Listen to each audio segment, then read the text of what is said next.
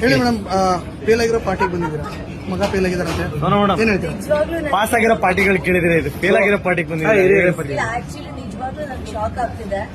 ಯಾಕೆ ಅಂತಂದ್ರೆ ಎಂತೆಂದೋ ಪಾರ್ಟಿಗೆ ಹೋಗಿದ್ದೀವಿ, ಎಂತೆಂದೋ ಪಾರ್ಟಿ ಮಾಡಿದೀವಿ, ಇದು ಏನ್ ಫೇಲ್ ಪಾರ್ಟಿ ಕೊಡ್ತಾ ಇರೋದ ನಂಗೆ ನಿಜವಾಗ್ಲೂ ಗೊತ್ತಾಗ್ತಿಲ್ಲ. ಇದು ಇವರು ಕಾಂಟ್ರವರ್ಸಿ ಮಾಡ್ಕೊಳಕ್ ಮಾಡ್ತಾರೋ ಪಾರ್ಟಿನ ಅಥವಾ ಮನಸ್ಸಿಂದ ಮಾಡ್ತಿರೋ ಪಾರ್ಟಿನ ಅಂದ್ರೆ ನಂಗೆ ಗೊತ್ತಿಲ್ಲ.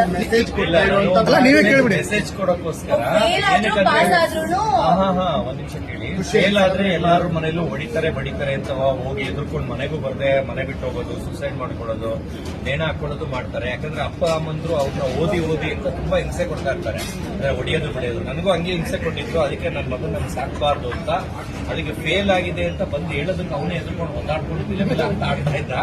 ನನಗೆ ಬಂದು ಹೇಳಿದ ತಕ್ಷಣ ಏನ್ಬಿಟ್ಟು ಫುಲ್ ಪಾಸ್ ಆದಂಗೆ ಕೈ ಕೊಟ್ಬಿಟ್ಟು ಆಯ್ತು ಒಂದು ವಾರದಲ್ಲಿ ಪಾರ್ಟಿ ಮಾಡ್ತೀನಿ ಅಂದ್ಬಿಟ್ಟು ಒಂದು ವಾರದಲ್ಲಿ ಪಾರ್ಟಿ ನಾನೇ ಕಳಿಸಿದ್ದೆ, ಫೇಲ್ ಮಾಡಿ ಅದೇ ಶಾರ್ಟೇಜ್ ಮಾಡಿ ಫೇಲ್ ಮಾಡ್ತೀನಿ.